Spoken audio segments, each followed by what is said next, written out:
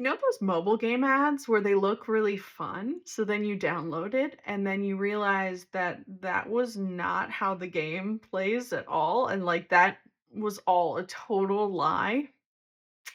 Well, that's what AI marketing is like right now. They're promising us all these magical, beautiful, amazing things that AI can change the world. And then you try it and realize that that was, all a lie as well. And then you rage quit the app. And people are so mad at AI because, yeah, people are hyping it up to be something that it very much is not right now. And so I truly feel like if the marketing of AI was what it is right now, where it's a tool where you can integrate it working with a human in certain areas, not only would this be more helpful for people trying to actually learn how to use the technology, but it would be so much more truthful. And I think people would use it more. But hey, what do I know? I was just gonna ask because this was like the high times of like GANs, right? Did you generate and pretend to play a bunch of characters? Or That would have been a lot of fun, but we didn't sort of generate new games oh or like new man. strategies or Okay. anything like that. But that would have been funny. What's a GAN? I'm a normie. Generative adversarial network. So it's a way to create Oh, new synthetic data. You basically train another model. I can get more into it if you want. Basically, you train another model which generates data that looks like the original data but is new, and you can even prompt it in certain ways to sort of conditionally generate certain kinds of data. Like maybe I want a play where the player makes a 3 point, basket from the half court. You can kind of seed it to do that. oh, cool. Real Good AI is hiring a summer intern this year in data science. We're looking for someone who's a PhD student in data science or something related, or a really advanced undergrad who's interested in doing research like we do into interpretability and scalability of machine learning. So we would work together with the candidate selected to develop some sort of project that would make the most impact in the field, but also that they would be the most interested and excited on working on for the whole summer. So it's 12 weeks. You get to work fully remote. You also get to work with all our great PhDs here at Real Good AI, and you get to see the inner workings of what they're doing and possibly contribute to their research. And additionally, we do all sorts of great outreach opportunities with artists and the streams so that you can participate in the organization as a whole as a fellow. I know a lot of people say that interns should be quiet and they should be under the. I don't believe that at all. I would love to hear what interns have to say, regardless of how much experience they have. I love more researchers contributing to this conversation. So if you're interested or know someone who might be, check out the link and we'd love to hear from you. Good luck. Now, whenever it's a cold, snowy day like this, I always think about math. I'm Dr. Mandy Meiskens, and let's talk about that really fast because it's really cold out here. It's like negative degrees. So, I think people were frustrated this time with this snow prediction because it swung wildly in the Midwest from it's going to start this time, no, it's going to start at this time, no, it's going to be like 3 inches, no, it's going to be like 1,000,000 inches. You're going to be buried for the rest of your life. And one of the reasons for that is that these predictions are based off of these physics simulations that are really complicated. They take a lot of computation to run, and the information that goes into them is like constantly updating, right? And so it's like wind speeds and where things are going and things like that. And so as these update, it takes a long time to rerun the models and get new predictions, and they could vary very wildly. Now, this is a place where machine learning would really help. You could build something called a surrogate model, which is a machine learning model that replaces a very expensive physics code with something approximate, but that estimates things so quickly comparatively. I know most of the time we think about machine learning models as wasting resources, but actually surrogate models save them in this way. And so if you were to use a surrogate model for the weather, you could update your weather predictions in an instant. I think this would be a really great application of machine learning, and we should go for it. Have you heard of the ship of Theseus? I'm Dr. Mandy Meiskins, and let's talk about how the ship of Theseus is like AI. Now, of course, I'm stealing this from Distractable because they talked about the ship of Theseus. But in case you're not an avid fan like I am, the ship of Theseus is a thought experiment take a ship and replace that ship one piece at a time. Now, at the end, once you've replaced every single part, is that an entirely new ship or not? So this is obviously a thought experiment posed about ships, but I think it's very relevant to AI. So if any component of what you've brainstormed, thought about, done is AI, even if you change out those pieces, do you fully change the ship? I would say no, but I'm sure there's some philosophical debate to be had here. So what do you all think? Are you being smart with AI? I'm Dr. Mandy Meiskins from Real Good AI, and let's talk about that. As you may know or may not know, Real Good AI is working on educational programs, and we've already done this a time or two, but we're really honing how we're messaging how to be smart with AI to kids.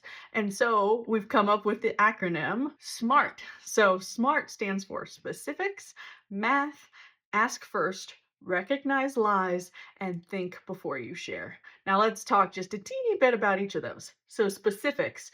This is what that Sesame Street video was really getting at. When you're asking a question to an LLM, you don't want to be non-specific. If you just say, "Tell me a story," it's gonna tell you not exactly what you wanted, but if you had in your mind you wanted a horror story about Sesame Street, then, maybe it'll tell you that, but it would never have been able to guess those specifics if you hadn't told it that. And any context you can provide it will definitely help you in your quest to get a reasonable answer from it. Secondly, this one is very important for kids that the LLM itself is just a math tool, right? We all know that it's just underlying looking for patterns in data and repeating that.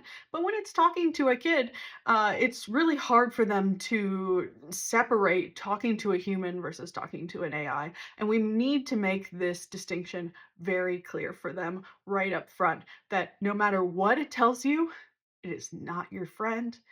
Not that it's not helpful, like a friend could be, but it is not a human. It is not sentient. No matter what it says, that is it trying to behave like a human would say. Just to put that all out there first. Now, third is ask first, which there's a couple things, a couple dimensions to this. But first, you need to ask an adult before you can use it because this program we did this to was originally younger kids before they should be actually interacting with AI, period. So we can jump in and make sure that they start off the right way. You cannot just go forward using ChatGPT and just click the box, yeah, I'm old, to start using it. You need to ask your parents for permission, but also in each context that you plan on using AI, you need to ask whether it's appropriate there. So teachers don't necessarily have policies set forward on when or when not to use AI on specific topics that they've maybe been teaching forever. Because once you've opened that box, once you've seen what's behind the ChatGPT window, it totally colors your opinion on everything. So they should ask prior to using anything. Now, this fourth one is recognize lies. And actually, in our program, when we did it, this was the one they really latched onto. And I was so proud because they immediately were like, oh, yeah, well, here's where it's wrong, and here's where it's wrong, and here's where it's wrong. So I think that this one is very important to get across, but I think it is going in really well that they know that it might lie to them and it might say completely nonsensical things that sound reasonable, and they need to double check it. I mean, like our generation, we had to check everything that Wikipedia said, but then it was usually right. Their generation, the plight is to check everything the LLM says. Finally, it is really important to this conversation is think before you share. Now, thinking about whether the information you want to put in the AI should be in the AI and should exist in that knowledge base forever, because once you say it, you can never get that information back. So, what do you think? Smart with AI? people think when they hear math that you're like solving equations or something Right, all or, the like, time. doing times tables or something. Yeah, like at a blackboard with chalk. Can you explain a little bit more how a math career kind of goes these days? So I think that's something that a lot of people misunderstand when they think about working at the lab. They think it's just physicists or just people who are chemists or things like that. There's a lot of room for people who do math and stats, and I think a big need. And we get to learn about Right. all the cool science. That's my favorite part. Yeah, I think one of my favorite jokes from my advisor, I guess one time someone asked him, well, what does math research even mean? And he was feeling a bit ornery that day and actually said, well, to this person, which this is not serious to be clear, but he's like, you pick a really big number because all the smaller numbers have been taken, and you just learn everything you can about that number. You're thinking, I'm a scientist. I'm immune from having to worry about artistic concerns.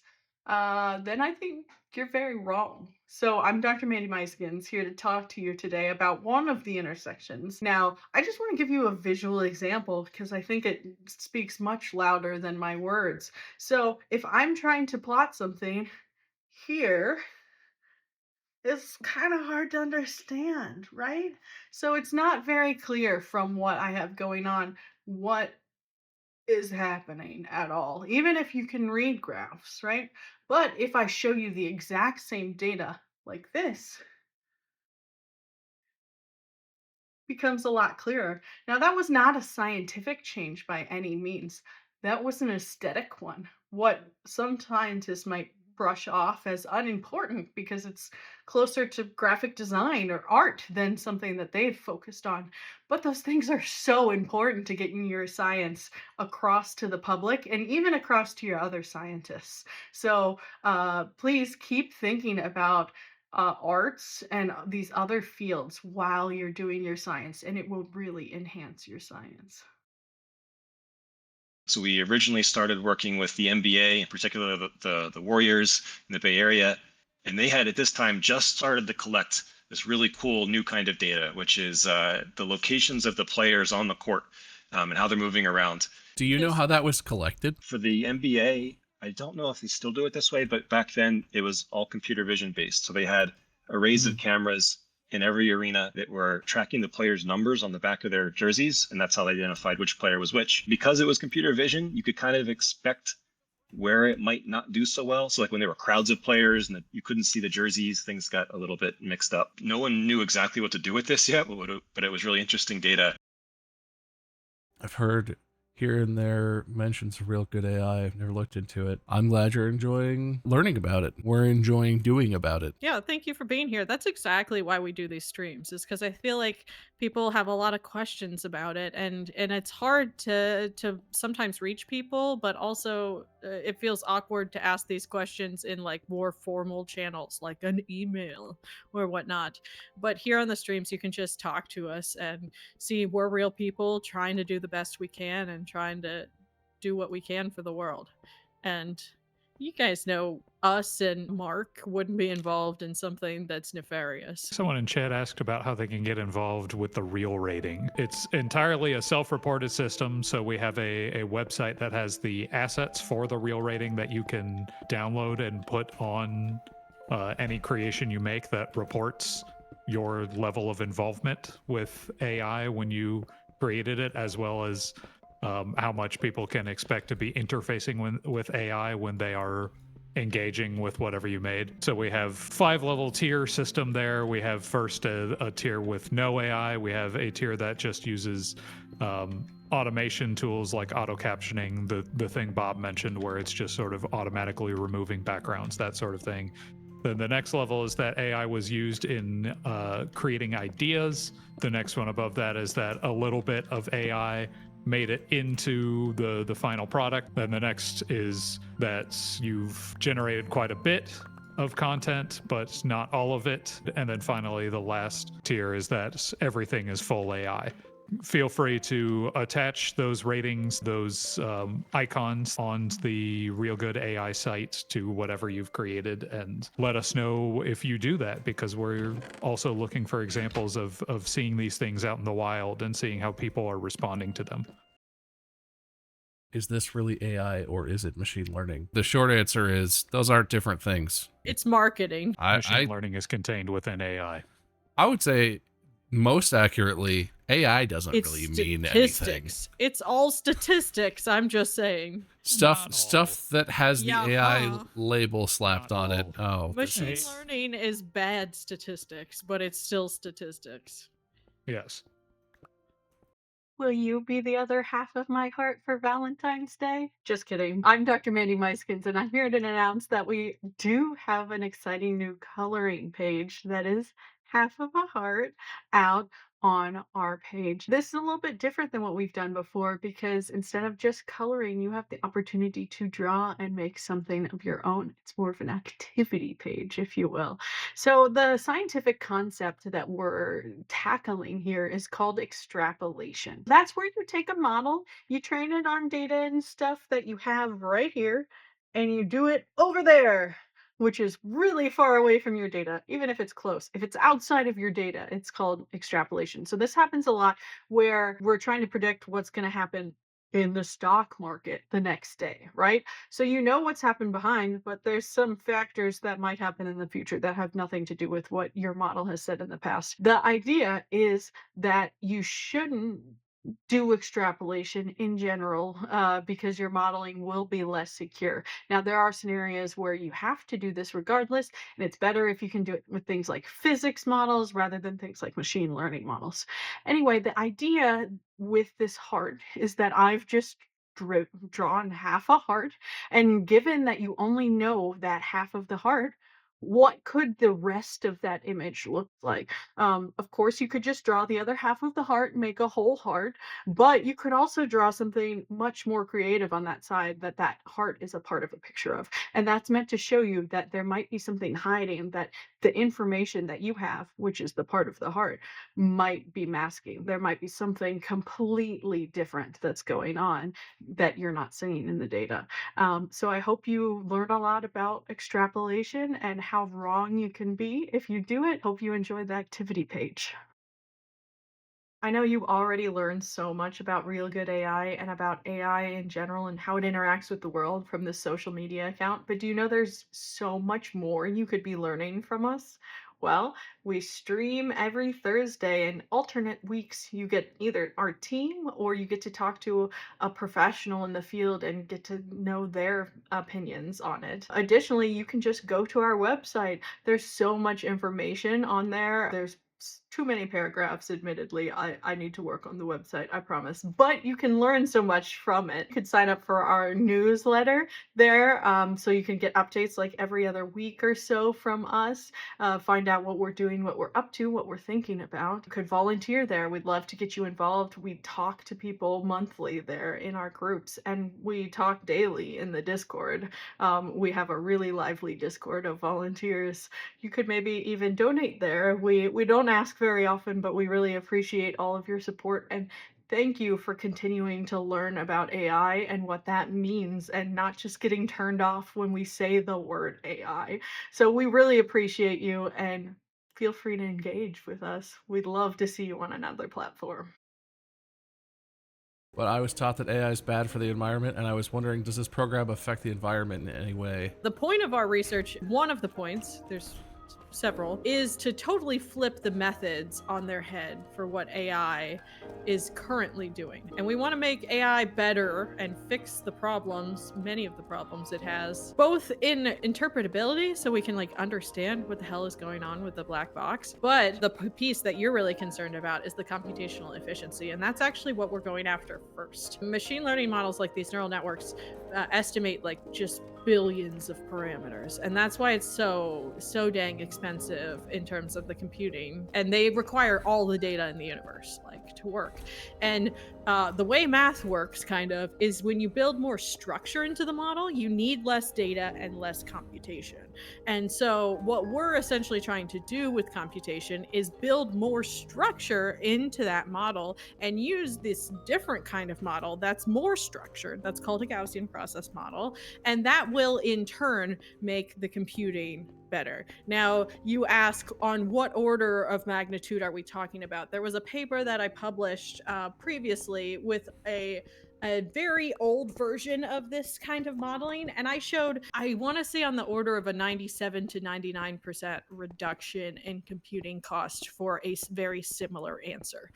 So these things that we're talking about putting things on the floor from the computing power where they are now. Now, there are a lot of technical challenges between where we are now and where we need to go to make those things actually feasible to solve these problems at a state of the art level. But we're very hopeful with the early prototyping that we have. Real Good AI just had their second annual workshop, and I'm here, Dr. Mandy Myskins, to give you an update on how it went. Now, spoiler alert, it went fantastic. It was an amazing opportunity. We were also excited to actually get to meet in person. The board and all of the team were there in person, and many of whom had never met in person before. So we got to talk about all the progress we've made over the last year, which is very, very funny. So at the workshop last year, I had presented this slide of a bunch of milestones that I hoped we would hit, and it was like full of a bunch of different bullet points. Even though the organization has gone a completely different direction than we originally intended, we had actually checked off all but two of those, and I gave us check minuses because they were done in different ways. We just didn't do them the original way that we inceptioned. It was amazing that we had gotten all that accomplished as well as done so many things that we never dreamed about doing. Like, there's so many cool and secret things coming out soon. For example, we're dropping a writing competition soon. And did you know we were writing a book? It's a kid's book, but we've been working with an illustrator and it's just about done. I think you're going to love all the projects we have going on this year. We talked about fundraising. We tried to figure out how we were going to keep the idea that we were so community focused and crowdfunded. And so we want to be really careful about any like corporate sponsorships or anything that we would want to take there. We're really excited to continue to work with the public. We want to make fundraising opportunities fun for everyone. Everyone on the team gave an update of some sort, and I forced them to do the SMART goals, which if you've ever done them, they can be kind of boring, but there were so many exciting things that people are talking about doing that it was not boring at all. And we were like, go, go, go, we got to get through, we got to get through, because people were talking so much because they had so much that they had done and that they plan on doing. We're a small team, but we've really accomplished what a big team can accomplish. I'm really proud of them all. The second day was like mostly discussion. There was a formal board meeting so we could get our budget approved and do all the technical things we need to be an actual real nonprofit, which we are.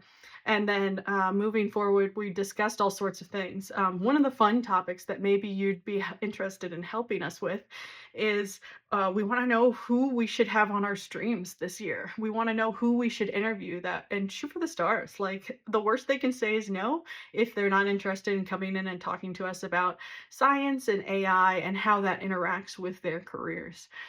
So we had a great time, and actually the following day we ended up going to Disney to with all our families and all our kids to appreciate that. And don't worry, no nonprofit funds were spent in Disney, period. We wouldn't do that to you. But we had fun and we got to bond as a team. And I think that it was just such a great experience. And we're happy to be back. We got a lot to do. And I think it was very evident that if there's a way that we can change AI in the world, this team is going to do it. So thank you for supporting us. Thank you for believing in us. And we really hope that this is the best year yet for Real Good AI.